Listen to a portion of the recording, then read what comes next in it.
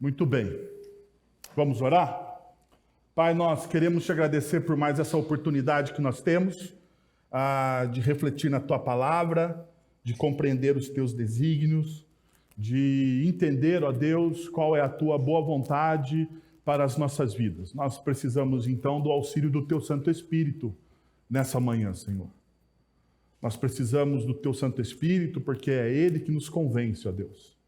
É ele que traz a sabedoria, o entendimento, a razão para aquelas coisas que muitas vezes nós não conseguimos engolir, porque a tua palavra muitas vezes está contra a cultura secular ao qual nós estamos inseridos. Então nós te pedimos, Pai, que em nome de Jesus, o Senhor fale aos nossos corações. Que a tua palavra, Deus, que é capaz de transformar, quebrar correntes, possa nesta manhã fazer isso, Senhor. Fazer isso nas nossas vidas. É isso que nós oramos em nome de Jesus. Amém. Muito bem, meus irmãos. Como vocês sabem, nós estamos estudando a primeira e a segunda epístola de Paulo a Timóteo, com esse tema, antifrágil, entre o ideal e o real. E nós temos trabalhado essa ideia principal diante de algumas distorções de uma visão romântica da humanidade. Perceba, influenciados por uma visão que romantiza o ser humano, conferindo-lhe uma aura de portador de ideais, responsabilidade e todas as virtudes inerentes, ao mesmo tempo que atribuímos ao ambiente externo a total responsabilidade pelas adversidades enfrentadas. Acabamos por retirar do ser humano a responsabilidade por suas decisões. Esse movimento, por sua vez, anula a lei moral natural que reside em cada indivíduo, estabelecendo uma desconexão entre suas ações e as consequências éticas dessas. Como sintoma disso, nós percebemos o seguinte: ao terceirizarmos a responsabilidade por nossos atos, concedemos uma licença para que as pessoas vivam de maneira exacerbada os seus desejos. Essa atitude cria uma dicotomia que afasta o prazer da responsabilidade. Na nossa cultura, prazer e responsabilidade estão desassociados. As pessoas desejam prazer, mas não querem o quê? A responsabilidade de lidar com o prazer. Nós queremos poder, mas não queremos a responsabilidade. Nós não assistimos o filme do Homem-Aranha. Vocês assistiram o filme do Homem-Aranha? Vocês não assistiram o filme do Homem-Aranha? Então, deixa eu te falar uma coisa. No Homem-Aranha existe um personagem na história do Homem-Aranha chamado Tio Ben. Em alguns Homem-Aranhas, porque hoje os Homens-Aranhas estão muito assim, né? Estão muito mais frágeis na nossa cultura. Até o Homem-Aranha se modernizou. Mas no Homem-Aranha raiz antigo, sabe? No Homem-Aranha raiz antigo tinha o Tio Ben. E o Tio Ben, ele é assassinado por um assaltante numa intercorrência. E daí o Tio Ben dá um conselho para o Parker na hora derradeira. Sabe a hora derradeira? O Tio Ben diz: grandes poderes, grandes o quê? Vocês assistiram o Homem-Aranha? Seus miseráveis. Grandes poderes, grandes responsabilidades. Na nossa cultura, essa verdade foi diluída. Essa verdade virou uma verdade líquida. As pessoas elas querem poderes, mas não querem o quê? A responsabilidade disso. Diante disso, legitimamos a flexibilização de cada aspecto das nossas vidas em prol do serviço a nós mesmos. Essa separação estabelece um padrão que, ao invés de promover um equilíbrio saudável, tende a intensificar comportamentos impulsivos e a desconsiderar as repercussões éticas de nossas ações. Por fim, criamos uma geração então frágil. que não sabe lidar com responsabilidades, sem fibra moral, egocêntrica e desprovida de um olhar crítico para as próprias atitudes. Ou seja, você não pode criticar ninguém, porque se você criticar alguém, ai, ai, ai, ui, ui, ui. As pessoas se ferem muito fácil. Eu, como pastor, eu sei disso, porque ao terminar um sermão, por exemplo, num final de semana como esse, eu sei quando as pessoas se sentiram bem ou não no meu sermão. Quando eu saio daqui, num domingo, onde as pessoas se sentiram bem, eu desço essas escadas aqui e logo aqui na frente alguém vem e me abraça e fala: ai, pastor, foi uma bênção, uma bênção. Deus falou comigo. Eu falo: uau! Mas tem domingo que eu prego coisas que estão avessas à nossa cultura. Daí eu desço aqui e eu espero alguém vir me abraçar, mas eu passo, eu vou indo, e ninguém fala comigo, eu vou indo. Chego na porta e as pessoas me cumprimentam simplesmente por um ato de educação. É assim que eu sei que um sermão foi bom. É assim que eu sei. Semana passada, eu senti isso no domingo à noite. Nós nos tornamos frágeis ao lidarmos com assuntos relevantes, ao cutucarmos vespeiros, ao falarmos de coisas que muitas vezes nós não queremos falar, ao confrontarmos pecado. A nossa cultura perdeu a cultura do tio Ben. Grandes poderes, grandes responsabilidades. Os conceitos de certo e errado não são mais absolutos na nossa cultura, mas relativos, vivenciados em desacordo com a ética de cada um. Então nós vivemos um desacordo. Nós não sabemos o que é certo e errado e um com o outro está em desacordo, porque cada um tem o seu certo, cada um tem a sua verdade, cada um. E isso acontece dentro das nossas famílias. Hoje, os nossos adolescentes, os nossos filhos, nossas crianças. O meu filho de 9 anos, ele olha para mim e fala: mas isso para mim é certo, papai. Eu digo: pois é, mas quem manda nesse negócio ainda sou eu. O meu filho de 9 anos já fala: na minha visão. Mas que visão você tem? Na minha visão, papai, eu acho que... Esses dias eu levei meu filho para assistir um jogo de futebol. Nós temos um amigo que é técnico de futebol e de vez em quando a gente vai lá assistir um jogo no Vasco, né? Porque o ingresso está caro, né? Então, vai lá no Vasco e tal. E daí a gente foi, assistimos o jogo. Daí acho que no dia seguinte, ou no mesmo dia mais tarde, eu liguei para esse meu amigo, estava no Viva Voz do carro, para a gente conversar um pouco. O time dele tinha ganhado. Daí o meu filho de 9 anos falou assim para o técnico do time de futebol profissional: tio, eu achei que o seu time estava um pouco lento na minha visão. Você tem que pôr uns jogadores mais agressivos.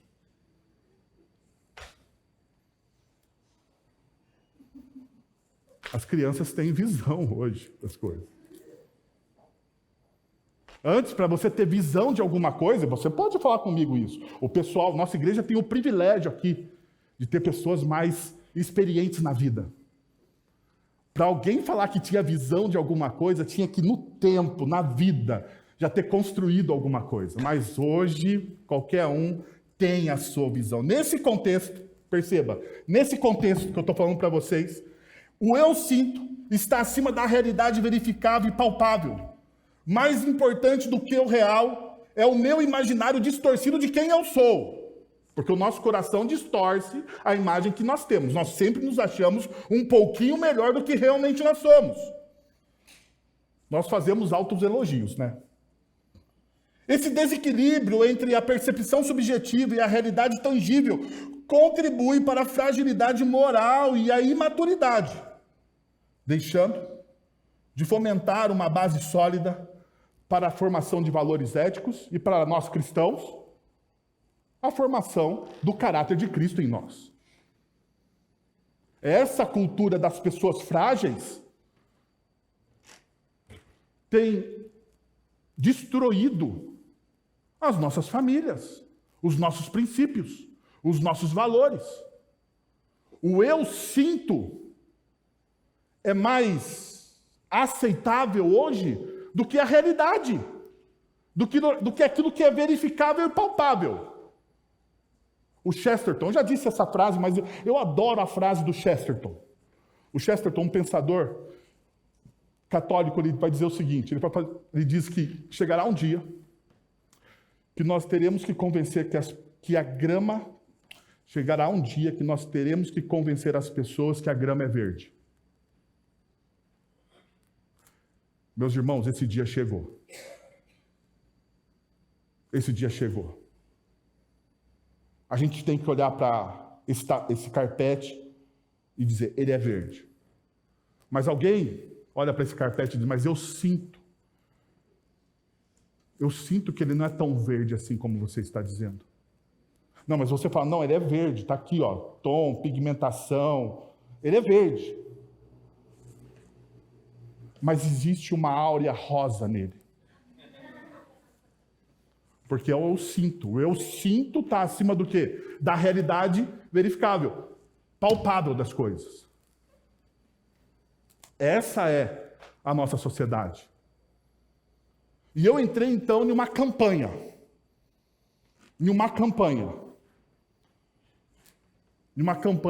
Com os meus próprios filhos. Menos anime. Agora eu sei que eu vou mexer em um vespeiro com os nossos jovens que estão ali em cima me olhando hoje. Mas a minha campanha é menos anime e mais filmes do Rocky Balboa. Tem os animes antigos, o tal do Naruto, que você olha e você consegue distinguir as coisas. Mas tem os animes novos que você não consegue distinguir Y de X, se é que vocês me entendem. Então nossa campanha deve ser por menos animes. Porque o pessoal mais antigo, anime é desenho animado. Aqui, estava falando aqui, eu vi o pessoal mais antigo olhando assim, mas o que é anime, pastor? O que é anime? Tentando. Então, anime é esses desenhos japonês aí moderno, sabe? Não faz parte da minha época também, meu filho que fala deles. Menos anime, mais filmes como o Rocky Balboa. Por quê? Porque nós precisamos ter uma nova narrativa, gente. A narrativa daquilo que não é verificável, daquilo que não é real, transformou a nossa geração em uma geração frágil. E eu não sei se vocês assistiram, mas vira e mexe eu assisto o Rocky, que seria o Rocky 6, mas chama-se Rocky Balboa. Vocês já assistiram? Que filme do Rocky Balboa, hein, meu? Eu acho que eu vou pôr um pôster do Rocky Balboa lá no meu escritório. Porque tem um fato no filme que retrata bem o que nós estamos falando aqui. E eu até pensei, poxa, o Rocky Balboa poderia ser Paulo dando um sermão a Timóteo. Em determinado momento do filme, quando o Rocky aceita o desafio do então atual campeão de boxe, o Rocky aceita voltar a lutar depois de aposentado durante um tempo, o filho do Rocky tem uma conversa com o pai no meio da rua. Vocês lembram dessa cena? Eu espero em Deus que o pessoal de cima me ajude com isso agora. O mundo não é um grande arco-íris. É um lugar sujo, é um lugar cruel, que não quer saber o quanto você é durão. Vai botar você de joelhos e você vai ficar de joelhos para sempre se você deixar. Você, eu, ninguém vai bater tão duro como a vida. Mas não se trata de bater duro. Se trata de quanto você aguenta apanhar e seguir em frente, o quanto você é capaz de aguentar e continuar tentando. É assim que se consegue vencer. Agora, se você sabe o seu valor, então vá atrás do que você merece, mas tem que ter disposição para apanhar. E nada de apontar dedos, dizer que você não consegue por causa dele ou dela ou de quem seja. Só covardes fazem isso e você não é covarde. Você é melhor do que isso. Se o Paulo falando a Timóteo aqui, não poderia? O mundo não é um arco-íris. O mundo é feito de uma realidade palpável, que é dura, que é cruel. E as pessoas ficam espantadas com a guerra. E deve ficar mesmo. Deve ficar mesmo. A notícia que rodou de que cerca de 40 bebês e algum desses bebês decapitados por terroristas não deve parar de nos chocar.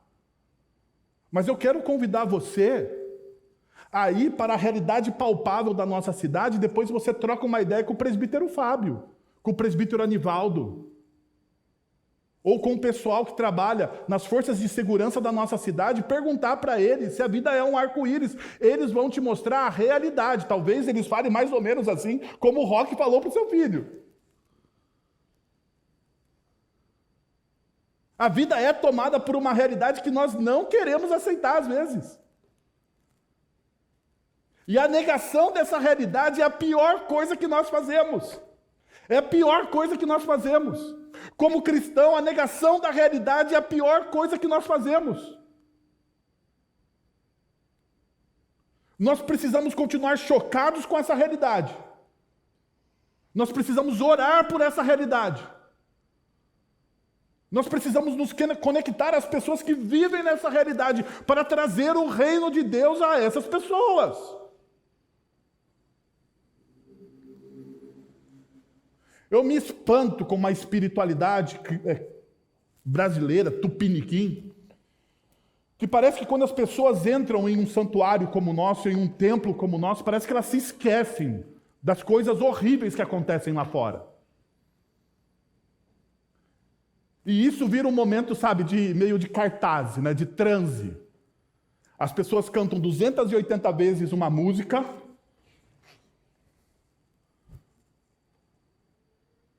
declaram frases de vitória, mas nada ali é conectado com a realidade. Nada ali é conectado com a realidade. Parece que as pessoas entram num templo e vão assim com a sua cabeça lá para a eternidade. Ao invés da gente viver com os pés aqui na terra, sim, com os nossos olhos na eternidade. A gente precisa ter uma visão escatológica das coisas. Nós precisamos olhar para esses fatos e entender que esses fatos que estão acontecendo é a aproximação de Cristo Jesus. A volta de Cristo Jesus, para nós cristãos, deveria ser um anseio e a gente olhar para os fatos não como ai, meu Deus, o que está acontecendo no mundo? Isso já está dito o que vai acontecer no mundo. O amor esfriaria. Está lá na Bíblia, não precisa de muita interpretação para algumas coisas das Sagradas Escrituras.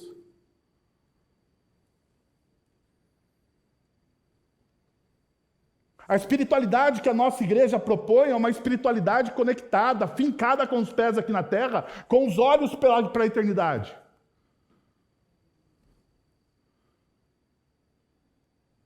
Nós não vamos trabalhar com essa ideia de autoajuda, de coach. Esqueça, você não é o centro do coração de Deus.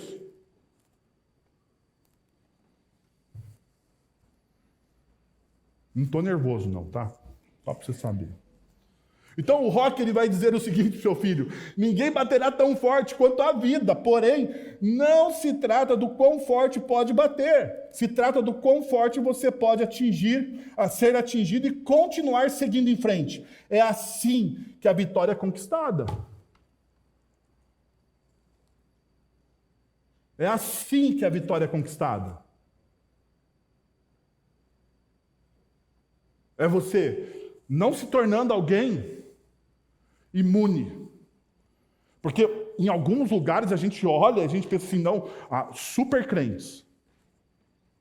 A nossa proposta não é antifrágeis. Você vai apanhar da vida. Eu vou apanhar da vida. Coisas ruins vão acontecer comigo e vão acontecer com você. Coisas injustas vão acontecer comigo e vão acontecer com você. A questão é, como você vai passar por isso? E é o que a Bíblia nos propõe. É o que Paulo está propondo a Timóteo. Paulo faz um convite a Timóteo. Em sua primeira carta a Timóteo, Paulo convida tanto o discípulo quanto a comunidade a comunidade que ele está pastoreando, a não viverem uma vida moldada pelos conceitos que resultem em um caráter frágil e volátil. Pelo contrário, Paulo incentiva que busquem a se tornar antifrágeis, desenvolvendo uma resistência e uma robustez que os fortaleça diante dos desafios e das adversidades.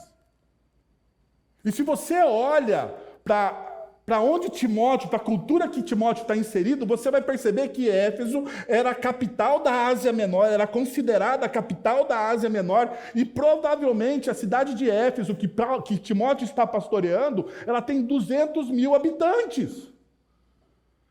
Em Éfeso tinha um dos maiores teatros do Império Romano, com a capacidade de 24 mil espectadores. Em Éfeso tinha o maior templo de adoração à deusa Diana ou Ártemis.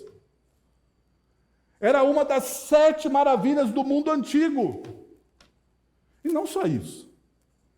Éfeso também era a cidade principal da adoração de culto a Roma, aonde os adoradores do império gritavam: César é o Senhor. Agora imagine você, um cristão, no primeiro século, tendo que lidar com essas realidades, de uma cultura altamente adversa como a nossa. Nossa cultura pós-moderna é altamente adversa à cultura bíblica, aos princípios e valores das Sagradas Escrituras, assim como era no começo do primeiro século para esses discípulos. Imagine você, um cristão, primeiro século, culto ao Império Romano. Havia um templo. Nesse templo havia as estátuas dos imperadores. E as pessoas iam adorar e gritar: César é o Senhor. Mas, quando você se tornava cristão, César deixava de ser o Senhor. Sabe o que acontecia com as pessoas que se tornavam cristãs no primeiro século em cidades como Éfeso?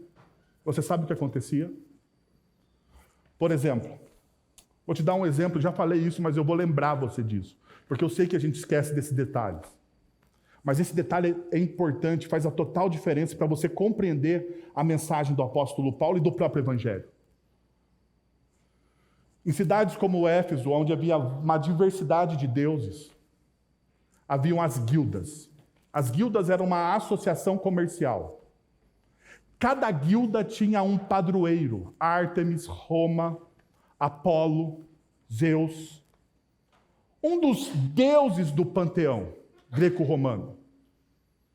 E daí, quando você aceitava o cristianismo, compreendia que Jesus é o Senhor, você parava de ir aos encontros da guilda. Você deixava de adorar os deuses. E com isso você perdia a sua licença de comércio. Você perdia a sua licença de comércio. Então, se você era um dono de um pequeno negócio na cidade de Éfeso, um sapateiro, e na sua guilda, a sua guilda era a guilda de Roma, por exemplo, aonde dizia que César era o Senhor. E no momento que você compreende o Evangelho, se rende ao senhorio de Cristo Jesus, você diz: não é César o Senhor, Cristo é o Senhor. E quando você faz isso, você perde a sua licença de trabalho. Você não pode mais comercializar oficialmente no comércio de Éfeso. Você perde toda a estrutura familiar. Você tem filhos, você tem boletos, você tem cartão de crédito. Os cobradores vão continuar te cobrando. O que você faria? O que você faria?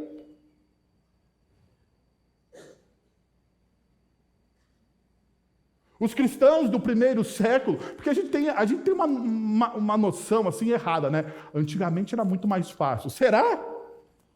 Será que antigamente era muito mais fácil? Você não ter mais a garantia da sua subsistência. Você passar a ser um marginalizado. Você colocar a sua família para se tornar uma família marginalizada. Alguns eram dados como escravos para pagar as suas contas, as suas dívidas.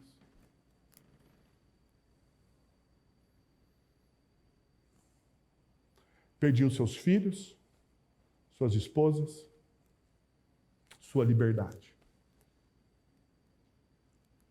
Porque eles acreditavam que Cristo era o Senhor.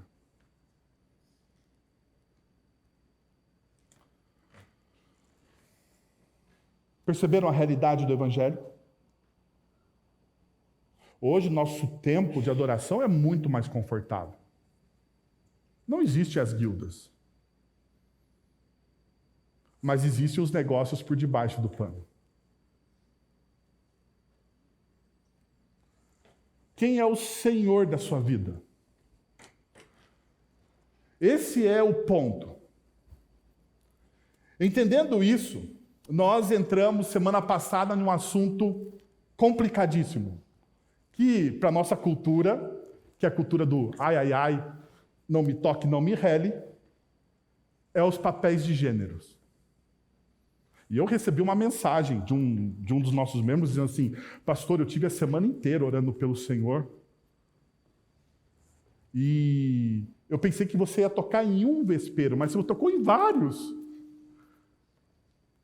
E hoje eu vou apertar mais um pouco. Vou apertar mais um pouco. E eu gostaria que vocês estivessem comigo nisso.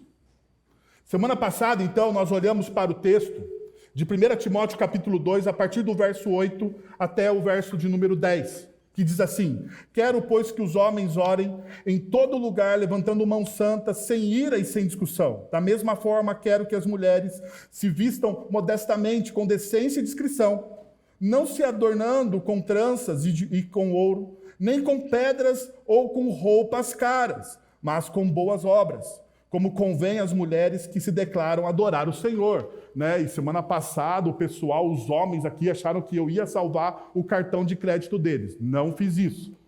Não fiz. Por quê? Porque nós precisamos ter uma interpretação correta das Sagradas Escrituras, para que nós não criamos um peso sobre a vida das pessoas. Então, anote isso aí. Nós precisamos ter uma interpretação correta das Sagradas Escrituras para não criar peso na vida das pessoas. Era isso que os fariseus faziam. Lembra Jesus? Jesus olha para os fariseus e fala assim: vocês ficam lançando peso sobre a vida das pessoas, mas vocês não estão o quê? Dispostos a cumprir uma só palavra daquilo que vocês ensinam. É assim que um fariseu, é assim que um religioso faz. Diante disso, nós vimos duas coisas que permeiam os princípios desse texto. Que a piedade é uma opção, não é uma opção na vida do discípulo. É, na verdade, um movimento contínuo de crescimento no caráter de Cristo. Então, a piedade, uma vida piedosa, o exercício da piedade, não é uma opção para você. Não é uma opção para você, não é uma opção para mim. Pelo contrário, se você deseja crescer, é um exercício constante. E nós olhamos para duas coisas, então. A primeira coisa é que a maturidade espiritual revela-se na conscientização acerca de quem somos diante de Deus. A maturidade espiritual revela-se na conscientização acerca de quem somos diante de Deus. E nós vimos duas coisas, porque quando Paulo fala aos homens, ele fala assim: e levantando as mãos santas, ou seja, não tendo um coração dividido. O que é santidade? Defina a santidade em uma única expressão. É você não ter o coração dividido. É o seu coração ser íntegro. É a sua adoração ser íntegra. É a sua paixão por Deus ser íntegra.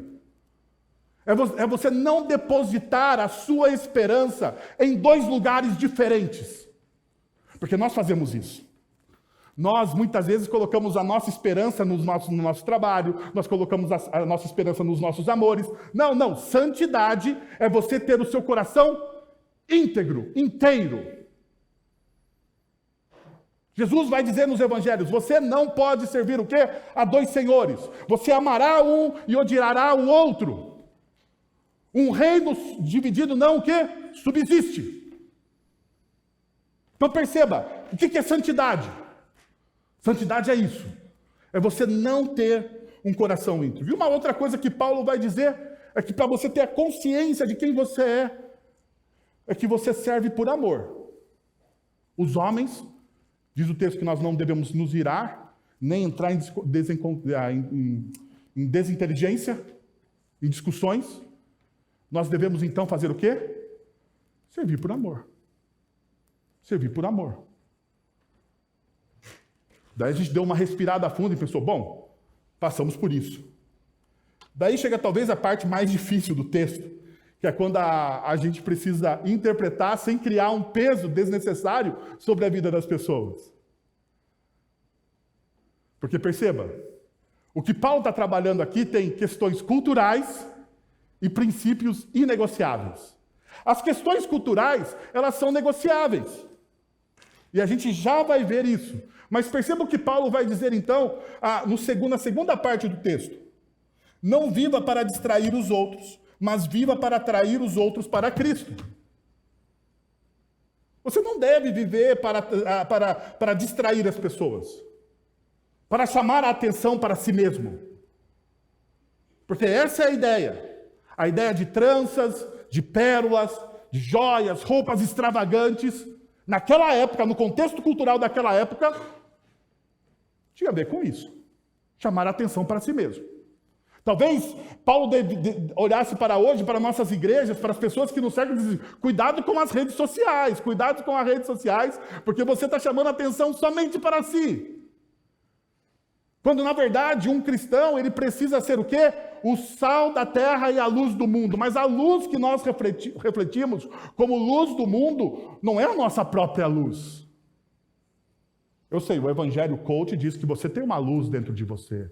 Deixe sua luz brilhar. Deixe sua luz brilhar. Mas não é a sua luz que brilha, meu irmão, minha irmã. É a luz que vem de Cristo Jesus. Você é apenas, talvez, um satélite. Você não é o sol. Você, mal é uma lua mal acabada. Você reflete a luz que não é sua.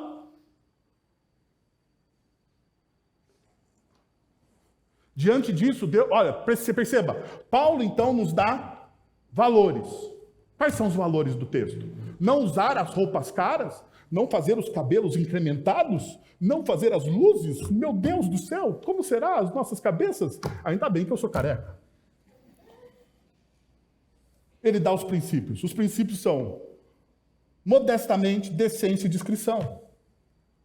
Esses são os princípios. Modestamente, este conceito se traduz como cultivar uma aparência e comportamento que refletem o quê? Ordem. A minha aparência, o meu comportamento deve refletir ordem.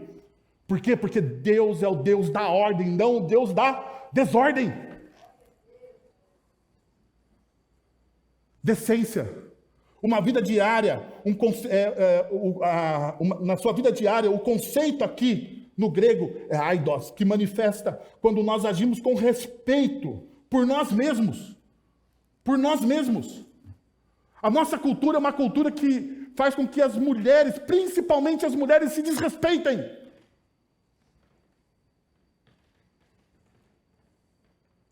Olhem para as influencers das nossas redes sociais.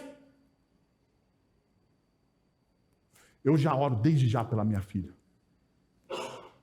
Estou falando sério. Porque eu fico pensando se a minha filha for seguir uma dessas influencers. Eu estou perdido. Eu já oro para que o evangelho faça mais efeito, seja mais poderoso do que a cultura. Estou falando sério, não estou brincando não. Minha filha está dormindo, eu vou lá e falo assim, Senhor Jesus, livra essa menina dos influencers. Acaba com a raça dos influencers. Estou brincando, não falo isso não. Converte os influencers. Mas livra minha filha dessa cultura. A cultura que deve estar no coração da minha filha é a cultura do reino de Deus.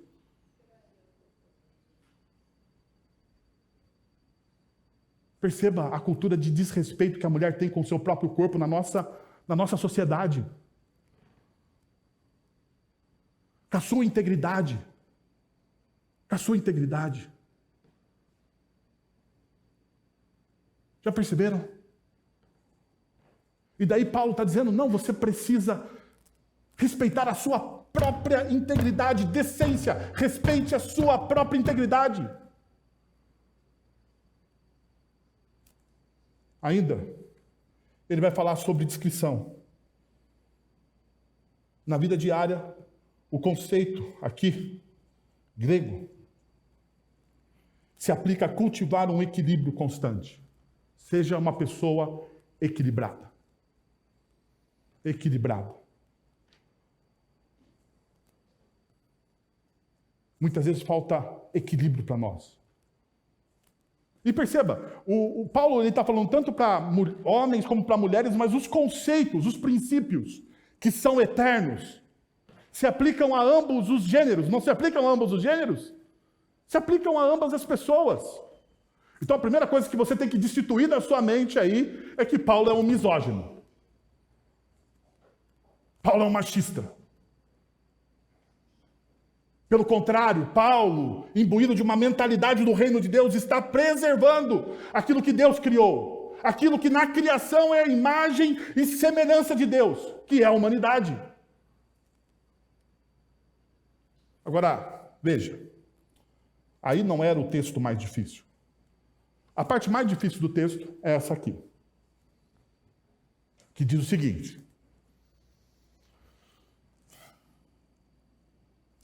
deixa eu dar uma respirada aqui, dramática. Vamos lá.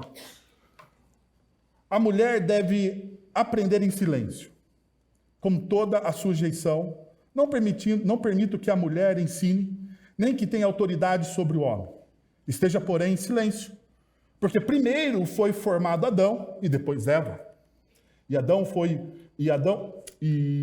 não foi enganado, mas sim a mulher, que tendo sido enganada tornou-se transgressora. Entretanto, a mulher será salva dando à luz a filhos, se permanecerem na fé, no amor e na santidade, com bom senso.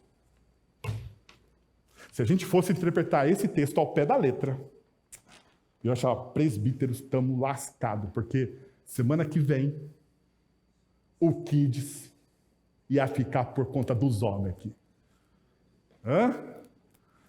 Imagina, coral, todas essas coisas. Por isso que eu falei para vocês, para a gente não criar um peso sobre a vida das pessoas, nós precisamos aprender a interpretar as Sagradas Escrituras. Não interpretar direito as Sagradas Escrituras é o que seitas e extremistas religiosos fazem. Retiram conclusões equivocadas dos textos, distorcem a palavra de Deus, conduzem as pessoas ao inferno e afastam as pessoas da verdade.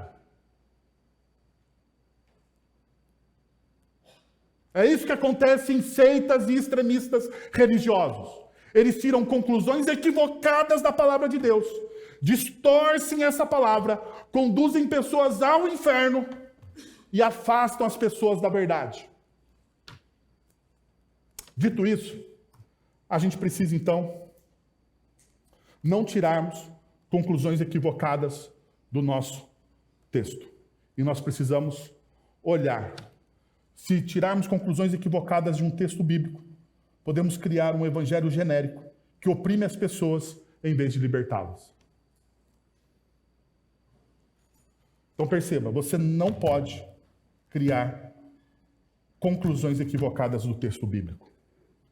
Diante disso, duas perguntas nós precisamos fazer quando a gente se encontra com textos difíceis como esse, que são perguntas de interpretação. A primeira pergunta é: Qual parte do texto é uma expressão cultural? Ou seja, um elemento que é mutável. Porque a cultura, conforme o lugar aonde ela está, ela muda. Ok?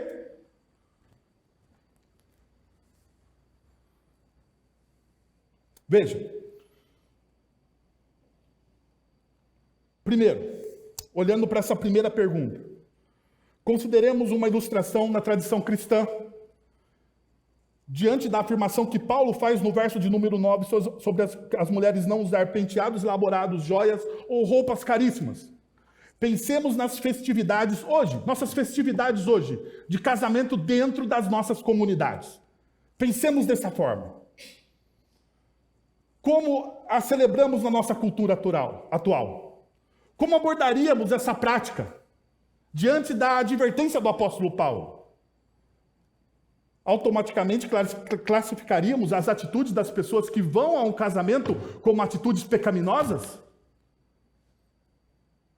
Podemos olhar para uma noiva que entra cheia de colares, brilho na roupa, branco, cheio de pedras, né? Se bater uma luz, sai raio laser. Nós podemos olhar para aquilo e falar assim, nossa, que mulher pecadora. Olha aquela madrinha, ela está com brincos de ouro. Nós podemos fazer isso? Não é uma instrução geral de Paulo? De maneira nenhuma. Assim como Paulo não generaliza todos os penteados elaborados como pecaminosos, poderíamos compreender que, nesse contexto específico, o uso abundante de joias e acessórios não seria automaticamente considerado pecaminoso, desde que não se estivesse relacionado à ostentação ou a motivos que desrespeitem os princípios cristãos. Ou seja, o que está em jogo é aquilo que desrespeita o princípio cristão, a lei do evangelho. Se não quebra a lei do evangelho, logo é uma atitude cultural. Logo é uma atitude cultural. Por mais que você goste ou não, é uma atitude cultural. Por exemplo, já que nós estamos batendo em vespas, por que não mergulhar no enxame? Tatuagem é pecado ou não é? Pastor, eu vi lá no texto, está lá no texto da Torá do Antigo Testamento, está lá que o homem não deve marcar o seu corpo. Esses jovens tatuados estão pecando. Mas, meu irmão, aquela marca era uma marca de escravo. O povo estava saindo do Egito. Quando Deus diz que não é para usar brinco, tem toda uma questão, o quê? Cultural. Cultural. Você não pode fazer uma aplicação direta nisso. Não dá para você fazer isso. Se você fizer isso, você está escravizando as pessoas a um falso evangelho. Mas, pastor, eu não gosto. Problema seu. Deus ama essa pessoa. Deus ama essa pessoa. Ou você acha que o sacrifício de Cristo na cruz não é suficiente para salvar aquela pessoa tatuada?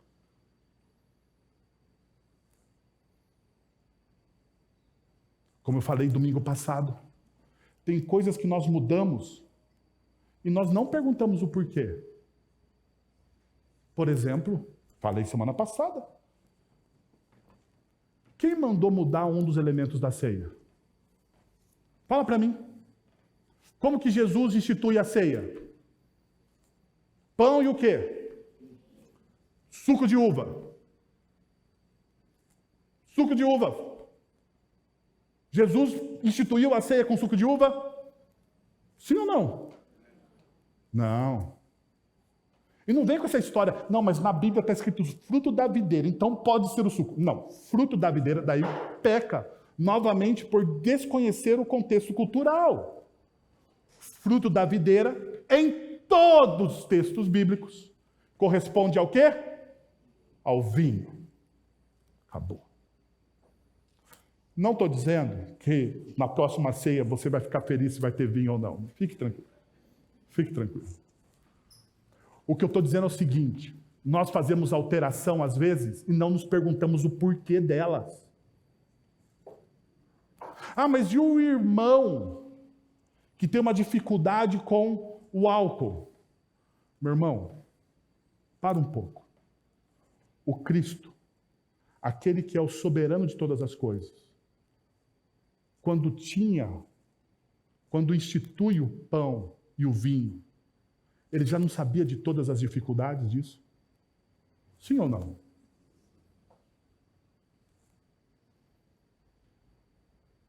Percebe? Nós queremos ajudar o Evangelho. Nós não precisamos ajudar o Evangelho. Nós precisamos cumprir o Evangelho.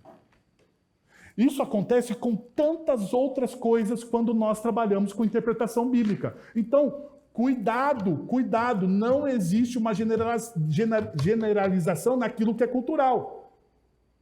Na cultura brasileira, alguns elementos poderiam ser interpretados como expressões não aceitas em outras culturas.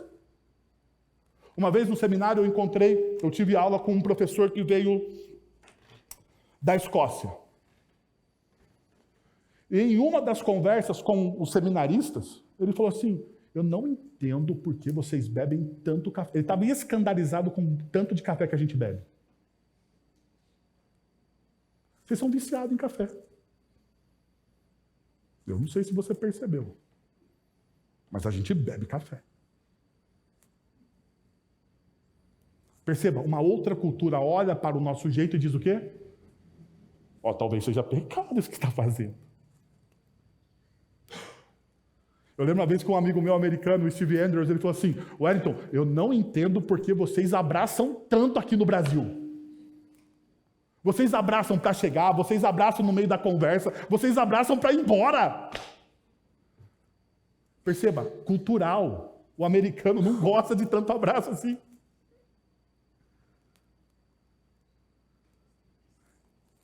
A gente precisa entender essa realidade para interpretar direito as Sagradas Escrituras. A chave aqui, então, é a compreensão de que práticas culturais podem ter diferentes interpretações em diversos contextos, destacando a importância de considerar o cenário cultural específico ao aplicar os princípios éticos.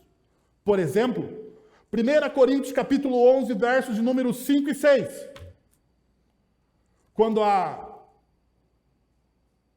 à recomendação sobre o uso do véu das mulheres na igreja. Perceba, toda mulher que ora ou profetiza com a cabeça descoberta desonra a sua cabeça, pois é como se ela estivesse rapada. Se a mulher não cobre a cabeça, deve então cortar o cabelo. Se, porém, é vergonhoso para a mulher ter o cabelo cortado ou rapado, ela deve cobrir a cabeça. A recomendação de Paulo em 1 Coríntios capítulo 11, versos 5 e 6, é cultural ou um princípio eterno? Cultural. Perceberam? Este trecho revela a prática cultural da época. E não devemos fazer, então, uma transposição direta, sem examiná-lo cuidadosamente, para evitar o quê? Erros de interpretação. Conduzimos pessoas ao inferno, ao invés de libertá-las pelo Evangelho. Por isso que Paulo vai dizer: eu fiz-me de tudo para com todos, para que de alguma forma eu pudesse fazer o quê? Ganhar alguns. Ganhar alguns. Fiz-me de tudo para com todos. Com os escravos, fui como os escravos. Com os libertos, fui como os libertos. Com os gregos, falei como grego, comi como grego, cheirei como grego, vesti como grego. Nós precisamos fazer a mesma coisa se o nosso coração está imbuído de uma paixão pelo Evangelho. Segunda questão. Qual parte do texto, então, representa a relação central, ou seja, o elemento imutável? O exemplo específico que Paulo destaca são penteados elaborados, ouro, pérolas ou roupas caras. O princípio geral que ele recomenda é agir com modéstia, decência e bom senso. Os exemplos podem variar em diferentes culturas, mas o princípio continua sendo o quê? O mesmo. É claro que Deus orienta as pessoas de todas as épocas e culturas a não se adornarem com coisas que chamem atenção para si mesmos por razões inadequadas que quebrem os princípios do reino de Deus. Este princípio, ou estes princípios, são sempre válidos, porque eles são eternos. Eles ultrapassam as barreiras culturais. Se algo está incluído na revelação central, a revelação central do Evangelho, então nós precisamos o quê? Nos submeter a esta revelação. Se isso é central no Evangelho, você deve se submeter. Permitam-me oferecer uma outra palavra de cautela aqui, ao aplicarmos este último princípio de interpretação. Algumas pessoas têm adotado uma abordagem irresponsável, descartando indiscriminadamente várias verdades da Bíblia, alegando que são simplesmente mandamentos relacionados a questões culturais, porque isso acontece do outro lado também. Não, isso aqui é simplesmente uma questão cultural. Vamos considerar o exemplo da homossexualidade, então. Essas pessoas argumentam que a condenação da homossexualidade na Bíblia deve ser uma falta de compreensão científica adequada naquela época. Incapaz de reconhecer que os desejos pelo mesmo sexo são naturais e, portanto, imutáveis. Dizem que agora, através da nossa ciência e do avanço da nossa cultura, nós sabemos disso. No entanto, essa atitude em relação às Escrituras representa uma mentalidade perigosa e afirma uma falácia gigantesca. Existem relatos históricos abundantes, como demonstrado em diversas obras, tanto cinematográficas quanto literárias, retratando os tempos dos imperadores romanos, que demonstra que a homossexualidade era já admitida como prática normal, em todos os tempos e épocas. Dos 15 imperadores romanos, 14 eram homossexuais. A imoralidade graçava nos tempos de Afrodite, em Corinto, e de Diana, em Éfeso. A imoralidade sexual era uma prática comum nesse tempo. Devemos ser extremamente, então, cuidadosos para não moldar a nossa cultura, a maneira e descartar as verdades bíblicas do jeito que a gente muitas vezes gostaria de fazê-lo.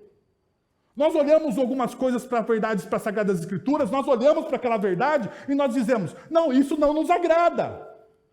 E nós queremos descartar, mas não dá para descartar. Você acha que no domingo de manhã eu queria ter uma conversa tão séria com vocês? E sair daqui, ir no direto, e ninguém me dá um bom dia, me abraçar e falar, pastor, hoje Deus falou comigo no meu coração. Não. Aqui está uma das belezas de pregar expositivamente as Sagradas Escrituras, como nós fazemos aqui. Não tem como fugir de textos polêmicos. Assim, minha advertência, assim, a homossexualidade, como qualquer outro pecado identificado nas Sagradas Escrituras, é parte da rebelião do ser humano contra Deus. Erra também quem aumenta um pecado em relação ao outro.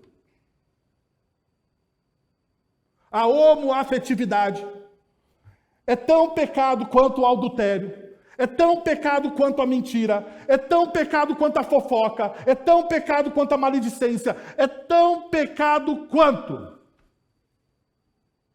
essa consciência de que não existe pecadinho e pecadão nos mantém o quê? Humildes diante do nosso próximo. E assim nós podemos acolher, seja quem for a pessoa. Porque no final das contas, nós sabemos que somos tudo farinha do mesmo saco. Independente dos nossos pecados. A Bíblia nos afirma que nós somos pecadores e estamos destituídos da glória de Deus. Ser destituído da glória de Deus significa que nós perdemos aquela relação íntima, plena com Deus, os princípios foram corrompidos, os nossos valores estão perdidos. E aquilo que nós fazemos é mal, mesmo sendo bom, se nós não temos a pessoa de Cristo Jesus para nos redimir dos nossos pecados.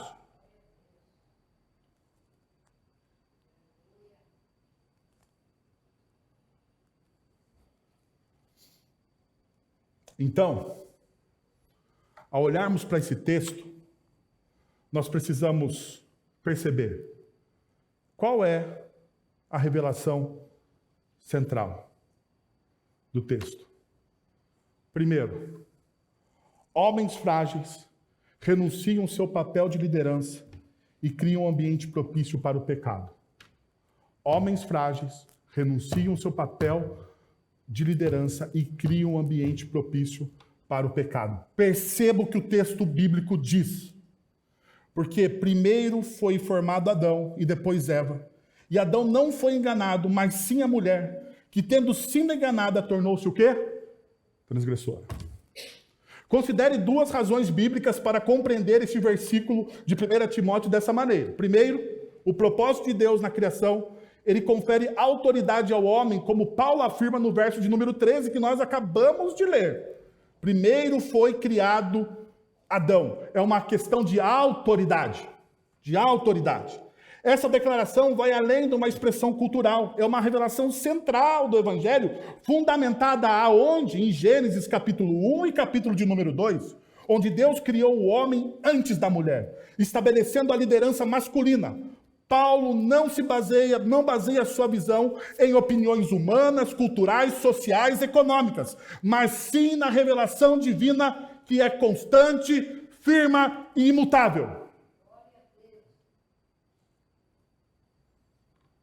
Após apontar o propósito de Deus na criação, ele estabelece uma segunda razão. Perceba, para o seu ensinamento sobre os papéis de gênero. A distorção da criação por parte de Satanás. Quando Paulo diz, no verso 14, que foi a mulher e não o homem enganado. Ele não está sugerindo que a mulher não deveria liderar por serem mais facilmente enganadas. Em vez disso, ele aponta para a imagem do pecado entrando no mundo em Gênesis capítulo 3, quando Satanás contornou o desígnio de Deus ao abordar Eva em vez de Adão, minando assim a responsabilidade de Adão como líder do seu lar. Por sua vez, aqui está o pecado de Adão. Por sua vez, Adão permaneceu o quê? Segundo Gênesis capítulo 3? Passivo. Quando você ouve a voz de Adão?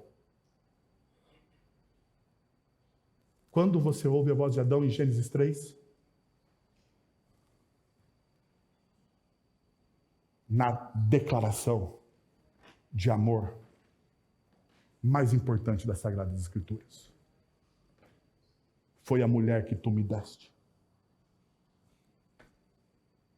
Não é uma declaração de amor? De Adão?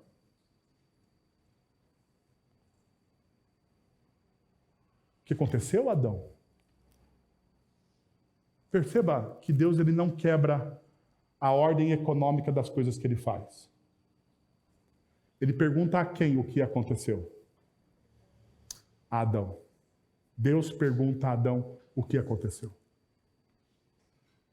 Adão responde o quê?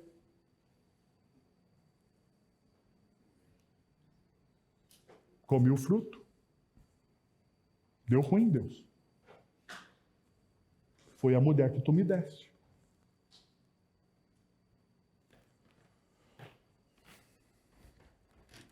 Quantas vezes os homens da nossa comunidade têm a mesma atitude de Adão?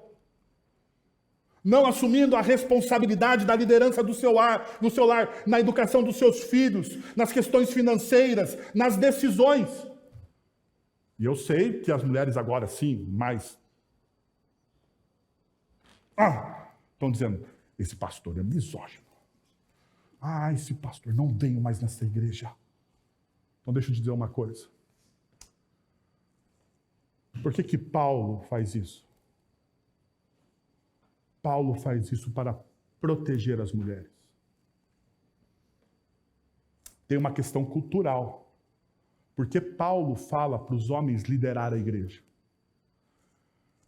Quem estava sendo perseguido naquele momento dentro do Império Romano pela sua confissão de que Cristo é o Senhor? Quem seriam os primeiros a serem presos e jogados nas arenas? Paulo está falando, homem, assuma a responsabilidade de você ir para o jogo. Sabe qual que é o problema? Nós temos uma geração de homens acomodados como Adão, que não assumem a sua responsabilidade, que jogam sobre os ombros das mulheres a responsabilidade que é deles.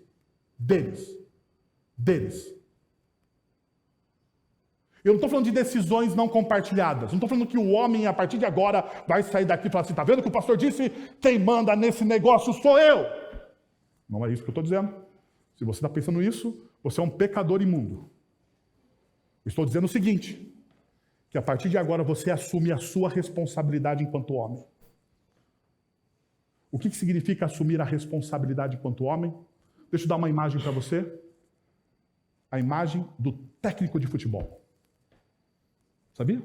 Bons técnicos de futebol fazem o seguinte. Quando o time ganha, o mérito é de quem? De todos. Ganhamos. Quando o time perde, a derrota é de quem? Minha. Isso significa assumir a responsabilidade. Homens, quando o time ganha em casa, o mérito não é seu, é de todos. Ganhamos, gente boa. Mas quando perde, você assume o ônus. Lembra que eu falei? Grandes poderes, grandes o quê? Responsabilidades. O texto bíblico, eu sei, gente, eu já passei do horário, mas eu só vou finalizar aqui, para ninguém ficar triste comigo, para eu mudar de novo a agenda de pregação, e daí os pessoal vai ficar bravo de novo comigo, dos pregadores da série, falando, pastor, de novo você vai mudar a agenda? Não vou. Vou terminar. Segundo, mulheres, cultivem força e piedade, resistindo à tentação de inverter os papéis. Mulheres, cultivem força e piedade e resistam à tentação de inverter os papéis. Percebam o que o texto bíblico vai dizer no verso 11 e 12. A mulher deve aprender em silêncio, com toda a sujeição. Não permito que a mulher ensine, nem que tenha autoridade sobre o homem. Esta, porém, esteja em silêncio. Essa perspectiva é justificada pelo contexto mais amplo de Paulo em 1 Timóteo.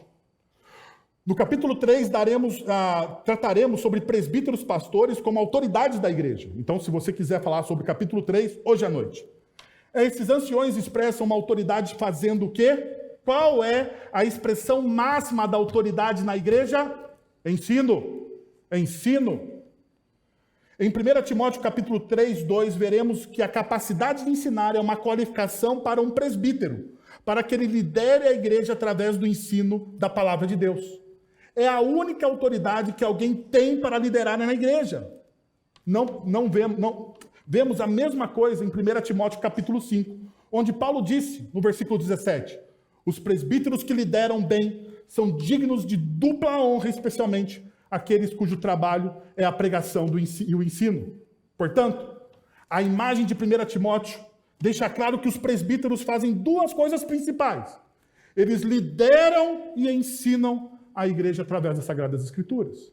A pergunta, então, e a gente não pode de maneira nenhuma desassociar, neste momento aqui, uma realidade da outra realidade. Porque liderar a igreja aqui significa o quê? Dar a visão, dar o norte. É o que o texto bíblico está falando. Sendo assim, quando Paulo disse que as mulheres não devem ensinar, nem exercer autoridade sobre os homens, em 1 Timóteo, capítulo 2, verso de número 11, ele estava apontando especificamente para duas responsabilidades principais dos presbíteros. pelo menos, 2 coisas estão sendo proibidas aqui para as mulheres. Primeiro, com base no que acabamos de discutir acima. Está claro que as mulheres não devem ensinar como pastoras e presbíteras na igreja. Os homens que não têm o dom de ensinar ou que não reúnem as qualificações de um presbítero, em 1 Timóteo capítulo 3, versos de 1 a 7, também não devem ensinar como presbíteros na igreja. Perceba, é sobre liderança que Paulo está falando, é um foco específico, ou seja, nem todos os homens numa igreja são o quê? Presbíteros, pastores, líderes. Deus, em vez disso, as mulheres ouvem de boa vontade as instruções bíblicas daqueles que são pastores e presbíteros. Quando o texto diz que eles deveriam aprender em silêncio, com total submissão, não estava dizendo que essas mulheres não teriam voz na igreja, nem lugar de fala, porque elas têm. Elas têm lugar de fala e lugar de exercer os seus ministérios, debaixo da autoridade de pastores e presbíteros. Então, deixa eu contar uma coisa para vocês. O nosso Kids mudou o currículo aqui. Mudou o currículo. Eu posso perguntar para o meu conselho que está presente aqui. Quem escolheu o currículo? Quem escolheu? Foram elas. Não fomos nós. Elas pesquisaram, olharam, viram e tal. E daí, colocaram na mão de um presbítero. Quem foi o presbítero? Sebastião. Ele olhou, ligou, falou e disse, tá legal o currículo, tá bom. Então nós, como pastores e presbíteros, fizemos o quê? Aprovamos. Em uma reunião do Ministério Feminino, do Ministério Kids, decidiram mudar o tempo do ensino das crianças, inverter. Ao invés de ser no primeiro momento, quando os adultos têm aula, está acontecendo agora no nosso culto. Veio o pedido a nós, como pastores e presbíteros. Nós olhamos, analisamos e dissemos o quê? Tempo experimental. As mulheres têm o seu lugar de fala. Tivemos um evento aqui lindíssimo com as mulheres falando, ensinando, testemunhando, testificando. Mas perceba, o que Paulo está fazendo aqui, e o que ele está dizendo que a igreja precisa fazer, é ordenar a sua vida através daquela economia criacional que Deus instituiu. Cada um tem o seu papel, cada um tem o seu lugar. Então, perceba a realidade. E aqui eu quero deixar isso muito claro para você. Muito claro para você. Homem e mulher foram feitos com a mesma dignidade, igualdade diante de Deus. Então, é pecado rebaixar, desqualificar qualquer um dos gêneros. Porque tanto homem e mulher são feitos o quê? A imagem e semelhança do Deus Todo-Poderoso. No entanto, homem e mulher foram feitos com papéis. E aqui está a coisa que o igualitarismo dos nossos dias tenta nos roubar, que é a beleza, a multiforme graça de Deus. Homens e mulheres foram feitos com papéis diferentes. Diferentes. Papéis diferentes não significam direitos diferentes. Papéis diferentes significam responsabilidades diferentes. Deus fez assim. Nós não podemos subverter isso, gente. Quando nós subvertemos isso, os nossos casamentos, as nossas famílias fracassam. Quando homens não são homens, e quando mulheres são tentadas a assumirem papéis que não são delas, os nossos casamentos, a nossa vida, como instituição, como família, fracassa. Quero convidar você a fechar os seus olhos, a abaixar a sua cabeça e a junto orarmos. Pai, nós queremos buscar a Tua presença nessa manhã e pedir que a Tua palavra seja aplicada ao nosso coração, Senhor. por mais difícil que ela seja, por mais dura que ela seja, que ela entre profundamente no nosso coração, que ela transforme, que ela molde, que ela reorganize as nossas vidas, as nossas famílias, a nossa cosmovisão, a nossa responsabilidade, Senhor. É isso que nós te pedimos em nome de Jesus. Amém. Vamos receber a bênção e almoçar, e às 18h30 nós voltamos. Tá bom? Senhor, muito obrigado pela tua palavra, muito obrigado pelo que o teu Santo Espírito fez hoje em nós, ó Deus. Agora, irmãos, que a graça de nosso Senhor e Salvador Jesus Cristo, o amor de nosso Deus e Pai, o conselho, o consolo, o poder e a ação do Santo Espírito de Deus estejam sobre vocês agora e pelos séculos dos séculos. Amém.